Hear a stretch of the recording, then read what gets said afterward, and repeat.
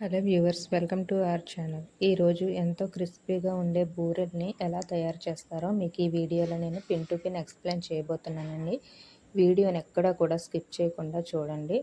ప్రతి స్టెప్ కూడా నేను చాలా క్లియర్గా మీకైతే ఎక్స్ప్లెయిన్ చేసేటట్టు నేను చూస్తాను. ఫస్ట్ అయితే ఇలా బూరెల్ని తయారు చేసుకోవడానికి మనం శనగపప్పుని బాగా ఉడికించి అందులో ఉన్న వాటర్ మొత్తం కూడా బయటకు వచ్చేసేలాగా ఇలా ఒక బెజ్జాలు ఉన్న గిన్నెలో మనం ఆ వాటర్ అంతటినీ కూడా బయటకు తీసేయాలండి. అలా బయటకు తీసేసిన తర్వాత శనగపప్పుని బాగా ఒకసారి మెదుపుకొని అందులో మనం బెల్లం తీసుకోవాలి. ఈ బెల్లం కూడా మనం శనగపప్పు ఎంతైతే తీసుకున్నామో అంతే క్వాంటిటీలో, అంటే ఇక్కడ చూపిస్తున్న మీకు ప్రాసెస్ ఒక 5 కేజీస్ శనగపప్పు ఉంటుంది. ఆ 5 కేజీస్ శనగపప్పుకి ఇక్కడ 5 కేజీస్ బెల్లం తీసుకున్నారు. మీకు ఇక్కడ 4 కేజీస్ కనిపిస్తుంది కదా, మళ్ళీ తర్వాత వాళ్ళు ఇంకో కేజీ యాడ్ చేశారండి. ఇంకో కేజీ యాడ్ చేసి మొత్తం 5 కేజీస్ బెల్లం, 5 కేజీస్ పప్పుకి 5 కేజీస్ బెల్లం వాళ్ళు వేశారు. వేసి దాన్ని చక్కగా ఎక్కడా కూడా పెద్ద పెద్ద ముక్కలు లేకుండా మొత్తం పప్పులో కలిసిపోయేలాగా చక్కగా చితక్కొట్టేశారు. ఎందుకు ఇలా చితక్కొడుతున్నారు అని అంటే, మనం డైరెక్ట్గా బెల్లం ఎంతైతే కుందుల్ని తీసుకొని డైరెక్ట్గా కేజీ కుందుల్ని తీసుకెళ్ళి అలా వేసేయకూడదు. అలా వేసేయడం వల్ల ఏమవుతుందంటే అది కరగడానికి టైం పట్టేస్తుంది, తర్వాత అలాగా అవ్వదు. కాబట్టి మనం స్టవ్ మీద పెట్టే ముందే దాన్ని చక్కగా చిదిపేసి పప్పులో కలిసిపోయే విధంగా చిన్న చిన్న ముక్కలుగా అయినా పర్వాలేదు అలా కలిపేసుకోవాలి. అలా కలిపేసిన తర్వాత స్టవ్ మీద పెట్టిన ఈ పూర్ణాన్ని మనం కంటిన్యూస్గా కలుపుతూనే ఉండాలండి. ఎక్కడా కూడా అసలు కలపకుండా ఉంచకూడదు. ఎందుకంటే అది మాడిపోయే ఛాన్స్ ఉంది. బెల్లం వేస్తాం కాబట్టి మనం అందులోని బెల్లం వేయడం వల్ల ఏంటంటే గిన్నెకి అంటుకుపోయి మాడిపోతుంది. అలా మాడిపోకుండా ఉండాలి అంటే మనం పూర్ణం ఎప్పుడైతే బెల్లం కలిపి మనం స్టవ్ మీద పెట్టామో అప్పటి నుంచి కూడా దాన్ని కంటిన్యూస్గా కలుపుకోవాలి, చూసుకుంటూ ఉండాలి. అలా కలుపుకున్న తర్వాత అది థిక్ కన్సిస్టెన్సీలోకి వస్తుంది. ఇంకా అయిపోవచ్చింది, ఒక 10 మినిట్స్కి 5 మినిట్స్కి అయిపోతుంది అనుకున్న టైంలో మనం దీంట్లోని ఇలాచీ పౌడరు, నెయ్యి, ఇంకా జీడిపప్పు లాంటివి యాడ్ చేసుకుంటారండి ఇందులోని వీళ్ళు. ఇలాచీ పౌడర్ కూడా ఒక 50 గ్రామ్స్ తీసుకున్నారు. అలాగే నెయ్యి ఒక 50 గ్రామ్స్, జీడిపప్పు కూడా ఒక 50 గ్రామ్స్ వరకు తీసుకున్నారు. ఫ్లేవర్ అది మంచిగా ఉండడం కోసం బాగా తీసుకొని వీటిని అయితే మళ్ళీ ఇంకోసారి బాగా మిక్స్ చేశారు. ఇలా మిక్స్ చేసి అప్పుడే అయిపోలేదు ఇది. ఇలా మిక్స్ చేసిన తర్వాత కూడా ఇంకొక 5 మినిట్స్ వరకు వాళ్ళు అలాగా చిన్న మంట పెట్టి చిన్న మంటలోని అలా మగ్గించారు దీన్ని అంతటిని కూడా.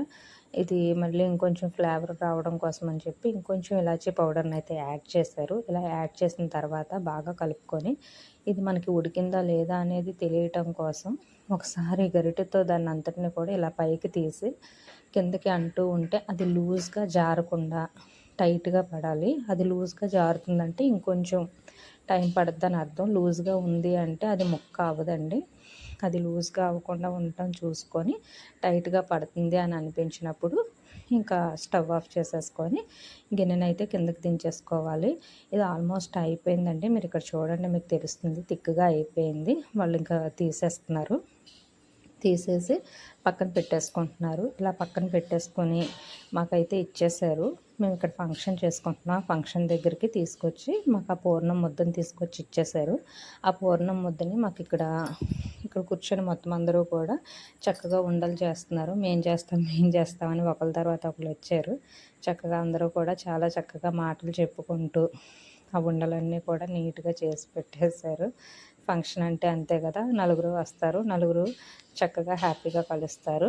ఇది ఇలా ఉంటుండగా ఇంకొంతమంది ఇక్కడ మినపప్పు అయితే రెడీ చేసుకుంటున్నారు. ఈ మినపప్పుని కూడా సేమ్ వాళ్ళు సోయి రెడీ చేయడం కోసమని మినపప్పుని కడుగుతున్నారండి. ఇక్కడ మినపగుళ్ళు తీసుకున్నారు వీళ్ళు. ఈ మినపగుళ్ళు కూడా పూర్ణం ఎంతైతే ఉందో ఆ సేమ్ క్వాంటిటీలో మినపగుళ్ళు తీసుకున్నారు. అంటే 4 కేజీస్కి 4 కేజీస్ అలాగనమాట. తీసుకున్న తర్వాత ఈ మినపగుళ్ళని బాగా కడిగేసి గ్రైండ్ చేసుకుంటున్నారు. ఇలా గ్రైండ్ చేసుకున్న ఈ మినపరుబ్బుని తీసుకెళ్ళి ఇక్కడ వరిపిండి వేసి కలుపుకుంటున్నారండి. వరిపిండి వేసి బాగా ఎక్కడ గడ్డలు లేకుండా చక్కగా కలిపారు. వరిపిండి ఎంత వేయాలి అనేది మనం సోయా ఎంతైతే తీసుకుంటున్నామో దానికి సగానికి వరిపిండి ఉండేలాగా వాళ్ళు తీసుకున్నారు. తీసుకున్న తర్వాత ఆయిల్ వేసి అది బాగా హీట్ ఎక్కిన తర్వాత బూరెలు వేయడం అయితే స్టార్ట్ చేశారు. ఇలా బూరెలు వేసేటప్పుడు చాలా జాగ్రత్తగా ఉండాలండి. మంట హై ఫ్లేమ్లో అస్సలు పెట్టకూడదు. అలాగని బాగా స్లో ఫ్లేమ్లో పెట్టకూడదు, మీడియం ఫ్లేమ్లో పెట్టుకోవాలి. అలా పెట్టుకున్నట్లయితే మనకి బూరె లోపల చక్కగా ఉడుకుతూ పైన కూడా మంచి కలర్ వస్తుంది, లోన కూడా చక్కగా ఉడుకుతుంది. ఇలా మంచి కలర్ వస్తుంది అని అన్నప్పుడు చక్కగా కలుపుకొని చుట్టూ కూడా బూరె నీట్గా కలర్ వస్తుందా లేదా అనేది చూసుకొని మంచి కలర్ వచ్చింది అని అనిపించినప్పుడు మనం ఇంకా వాటిని బయటకు తీసేసుకోవాలండి. మీరు ఇక్కడ చూడండి, మీకు తెలుస్తుంది.